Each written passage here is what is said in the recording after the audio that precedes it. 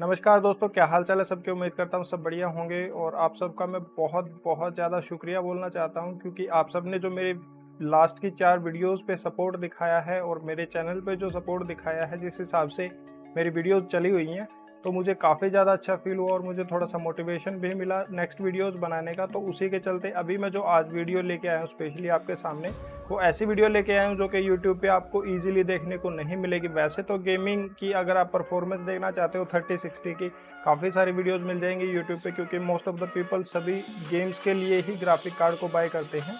लेकिन अगर आप गेम के साथ साथ यूट्यूब की वीडियोस वगैरह बनाते हो या फिर आपका खुद का प्रोडक्शन का कोई काम है, जैसे मैरिज वगैरह की आप एडिटिंग करते हो, और उस पर्पज़ के लिए अगर आप अपने सिस्टम को अपग्रेड करने की सोच रहे हो, 3rd जनरेशन का ग्राफिक कार्ड लगाने की, तो उस हिसाब से आपको क्या परफॉर्मेंस देखने को मिलेगी उस ग्राफिक कार्ड से, उस चीज़ के बारे में अगर आप यूट्यूब पे देखोगे तो आपको वहाँ पे कोई भी वीडियो नहीं मिलेगी।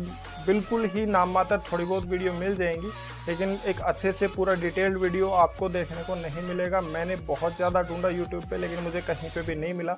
तो एट दी एंड मैंने जब यही सोचा कि जब मैं 3060 का ग्राफिक कार्ड बाय करूंगा तो सबसे पहले मैं यही वीडियो बनाऊंगा परफॉर्मेंस को लेके, जिसके अंदर हम बात करेंगे कि क्या 3060 या फिर 3rd जनरेशन का जो भी ग्राफिक कार्ड है वो रेंडरिंग में कितना सपोर्ट करता है और हमें क्वालिटी 2K 4K और 1080p की जो क्वालिटी की वीडियोस हैं उनको कितने टाइम में रेंडर करके दे देता है। तो ये सारी चीज़ें आज हम डिस्कस करेंगे। तो बिना किसी देरी के डायरेक्ट चलते हैं अपनी वीडियो की तरफ। साथ के साथ दोस्तों, अगर मैं बात करूं गेमिंग परफॉर्मेंस की, तो गेमिंग परफॉर्मेंस की जो वीडियो है वो इससे नेक्स्ट वीडियो रहेगी। तो आपको अगर गेमिंग परफॉर्मेंस की वीडियो देखनी है तो मेरे चैनल को सब्सक्राइब कर लीजिए और वीडियो को लाइक कर दीजिए और मेरे चैनल को ऐसे ही सपोर्ट करते रहिए, ताकि मैं भी आगे आगे थोड़ा सा और भी अच्छी अच्छी वीडियोज़ आपके लिए ला सकूँ और मुझे भी थोड़ा सा मोटिवेशन मिलता रहे ऐसी ऐसी वीडियोज़ बनाने का।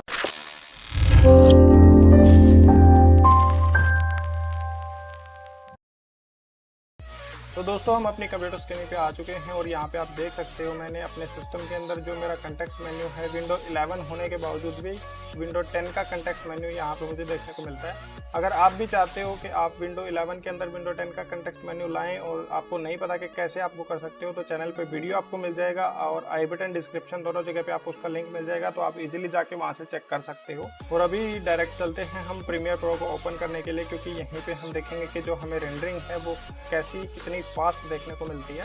तो मैं एक बार प्रीमियर प्रो को यहाँ पे ओपन कर लेता हूँ और यहाँ पे मैं एक ब्लॉग आपको दिखाऊंगा। ये ब्लॉग मैंने कुछ टाइम पहले एडिट किया था और इसके अंदर आप साइज़ देख सकते हो। इसका जो प्रोजेक्ट साइज़ है वो 302 KB का है और इसके अंदर मैंने लगभग सारी की सारी कलर करेक्शन, ट्रांजिशंस, इफेक्ट्स वगैरह सब कुछ डाले हुए हैं और ये एक 4K की वीडियो है। तो अभी मैं यहाँ पे आपको दिखाऊंगा कि आप इस 4K की वीडियो को अपने RTX 3060 कितनी फास्ट रेंडर कर सकते हो, तो उसी चीज़ के बारे में हम डिस्कस करेंगे। और ये वीडियो जो है, ये वीडियो कंप्लीट है 21 मिनट और 49 सेकंड का। तो इसके अंदर आप देख सकते हो यहाँ पे इंट्रो वगैरह ये कंप्लीट वीडियो बना हुआ है। इसके अंदर सारी ट्रांजिशंस वगैरह लगी हुई हैं, सारी चीज़ों की सेटिंग हो रखी है। ऑलरेडी मैंने कर लिया था क्योंकि टाइम टेकन ना हो, वीडियो ज़्यादा लंबी ना बने और वीडियो को जल्दी ही कंप्लीट किया जा सके। तो अभी हम डायरेक्ट इसको लगाते हैं रेंडरिंग पे और देखते हैं कि हमें रेंडरिंग के टाइम पे कितना फास्ट यहाँ पे टाइम जो देखने को मिल जाता है। तो अभी डायरेक्ट मैं इसको रेंडरिंग लगा देता हूँ। तो आप सबसे पहले यहाँ पे देखेंगे फ्रेंड्स, सबसे पहले हम करेंगे 1080p 1080 की जो क्वालिटी है उसके अंदर हम इस वीडियो को रेंडर करेंगे। उसके बाद हम इसको 4K के अंदर रेंडर करेंगे। तो ये दो क्वालिटी हम चेक करने वाले हैं यहाँ पे। तो स्टार्टिंग में सबसे पहले मैं सिलेक्ट करता हूँ 1080p और इसको मैं सेलेक्ट कर देता हूँ यहाँ पे एक ट्राई के नाम से सेव कर देते हैं और यहाँ पे render at maximum quality and maximum depth, ये सारी चीज़ें मैं एनेबल कर देता हूँ। उसके बाद ट्रू पे क्लिक करते हैं और मीडिया एनकोडर के अंदर हम ये सारी रेंडरिंग करेंगे। तो यहाँ पे हम मीडिया एनकोडर के थ्रू इसको रेंडर करेंगे और यहाँ पे आप देख सकते हो प्रोजेक्ट हमारा आ चुका है और अभी मैं इसको करता हूँ रेंडरिंग स्टार्ट।